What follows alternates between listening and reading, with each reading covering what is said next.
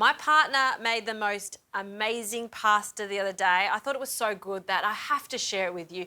It's very simple. It's spaghetti pomodoro, but we're going to roast off some cherry tomatoes. And what makes it extra special is the Parmesan at the end. We'll do that in a moment. Let's get our tomatoes in the oven though. So I like to use a pan because it's much easier to use this again later on when we toss the pasta. So cherry tomatoes, you'll need about 600 grams of cherry tomatoes. I like to leave them on the vine, so does Brent, because a lot of the flavour is going to come from those vines as it perfumes the oil when it cooks. So in they go, leave them on the vine. That one can go here, so it fits nice and snug, along with some garlic. Now you don't want to overdo the garlic because it can overpower the tomatoes. So 4 cloves of garlic is perfect, and we're going to leave the skins on and bruise them. Okay. And they can also go in and around our tomatoes. Okay, now we want to drench this in some really good quality olive oil because that's also going to make up the sauce and emulsify the sauce. Say about 1/4 cup, and look how they glisten as they're bathed in that olive oil. I just love this. Now I'm going to add some salt. Now this needs to cook in the oven, so 180 degrees for about 45 minutes or until they start to soften and blister. All right, while the tomatoes are cooking, let's get on to the Parmesan. Now you'll need a block of Parmesan for this. We're going to take the rind off and don't throw that away. There's so much flavour in that. Every time I make a minestrone, I just pop that into the soup. It flavours the soup. So we'll keep that for later. And then we want to cut it into little pieces just so I can pop it into the blender. The smaller the pieces are, the easier it is going to be to blend.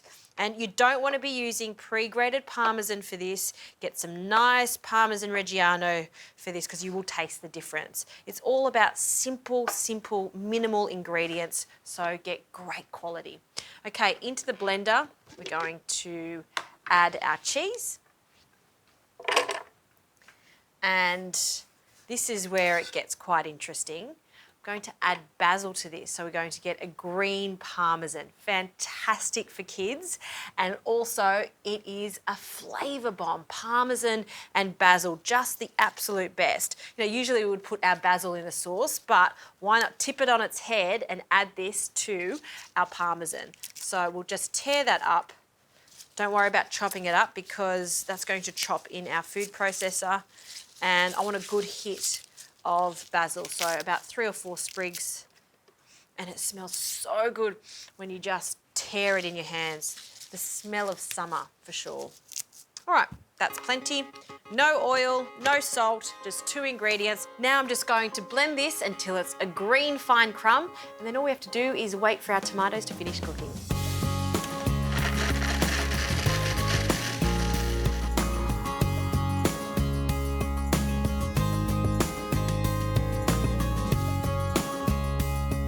Tomatoes are out of the oven. Look how blistered they are, just right. And see these garlics? So soft. If you just squeeze them, all of that skin comes off so easily.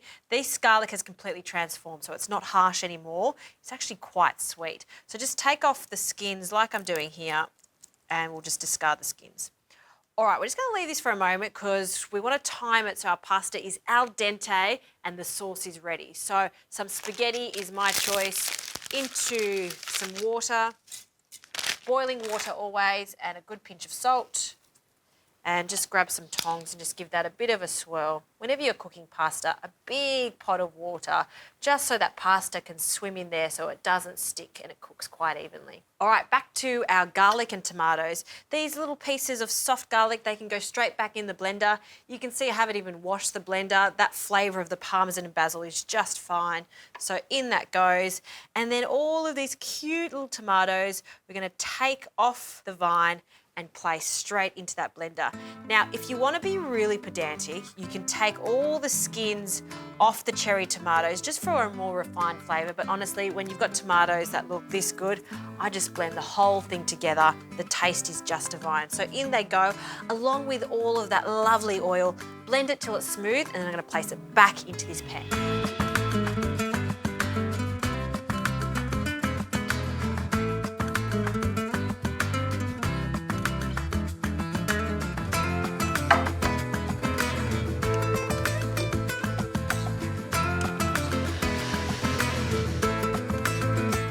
I've just placed the sauce onto the heat just to warm up. Pasta is al dente and in it goes. Straight into the sauce, straight from the water. This is super important because I want some of that starchy water to go into the sauce just to help emulsify it and so we get that gorgeous glossy sauce. And just have a little ladle on standby. Just add a little of that water and give that a really good toss. Get your tongs and again, toss that in there. Really emulsify that. That's looking absolutely delicious. So grab that ladle and what we're gonna do is just grab a nice big portion of this, twirl it in the ladle. By doing that, we're just getting that perfect nest of pasta. Carefully transfer it over to our bowl. There we go. And if you love your sauce like I do, I'm just gonna add a bit more of this. Ooh, yes, look how creamy that is. There's no cream at all in there. That's just because we've blended those tomatoes with the olive oil. A little more. Oh, so gorgeous. And then that bright basil parmesan over the top, just a little sprinkle.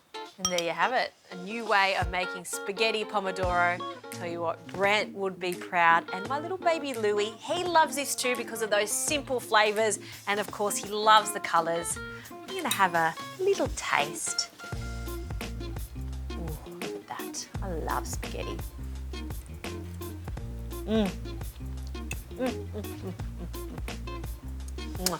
Buonissimo.